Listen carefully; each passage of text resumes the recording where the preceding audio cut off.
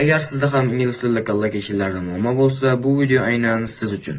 Xo'p, men mingta collocationlarni o'zbekcha tarjimasi bilan bitta PDF ga joyladim va PDFdan biznes bo'limiga aloqador collocationlarni ko'rib chiqamiz. To go into business, biznesga kirmoq.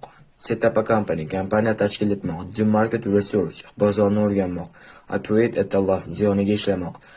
Break even, sarflagan xarajatlariga o'zini puli teng bo'lish. Tough competition, qattiq raqobat. Gain market share, juda ham ko'p mijozlarga ega bo'lmoq. To go bankrupt, bankrot bo'lmoq.